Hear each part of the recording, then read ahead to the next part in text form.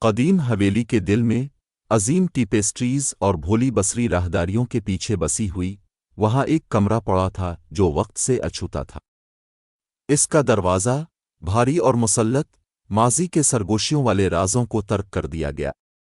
کسی نے اس کی دہلیز پر چلنے کی ہمت نہیں کی کیونکہ اس کی سایہ دار گہرائیوں کے اندر کچھ خوفناک ہلچل مچ گئی۔ لیجنڈ نے خاندانی لعنت کے بارے میں سرگوشی کی۔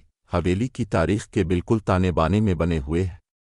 بھولے ہوئے کمرے میں داخل ہونے والوں کے بارے میں کہا جاتا ہے کہ وہ بغیر کسی نشان کے غائب ہو گئے، ان کی روحیں اندر چھپے ہوئے بدماش طاقت کے جال میں پھنس گئیں۔ ایک چاندنی رات ایک بہادر روح نے اندھیرے کو چیلنج کرنے کی ہمت کی۔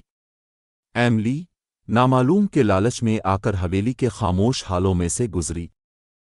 گھریلو ملازمہ کی تنبیہات کو نظر انداز کرتے ہوئے اس نے ممنوعہ کمرے کی تلاش کی، اس کے راز سے پردہ اٹھانے کا عزم کیا۔ کانپتے ہاتھوں سے ایملی نے دروازہ کھولا، اس کے قبضے احتجاج میں کرا رہے تھے۔ پرے کا کمرہ اندھیرے میں ڈوبا ہوا تھا، ہوا خوف کے احساس سے بھری ہوئی تھی۔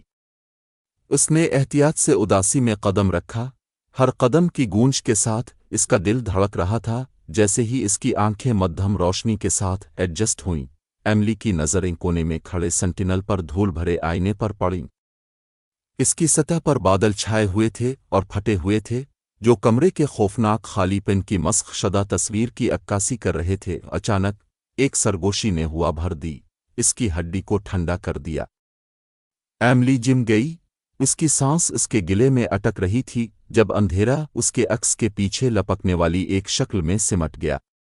یہ ایک تماشا مڑا ہوا اور آسمانی تھا، اس کی آنکھیں بھوک سے جل رہی تھیں جس نے اس کی ریڑھ کی ہڈی کو کانپ دیا۔ گھبراہٹ میں ایملی نے بھاگنے کا رخ کیا، لیکن دروازہ غائب ہو گیا تھا اور اسے ظالمانہ قوت کے چنگل میں پھنس کر رہ گیا تھا۔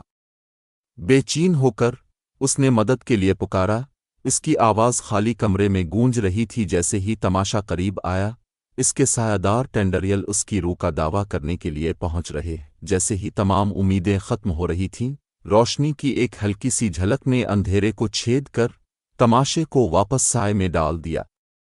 دروازہ اس کے سامنے دوبارہ نمودار ہوا اور اسے حفاظت کا اشارہ کیا۔ کانپتے ہاتھوں کے ساتھ ایملی ٹھوکر کھا کر بھولے ہوئے کمرے سے باہر نکل گئی، اس کا دل دہشت سے دھڑک رہا تھا۔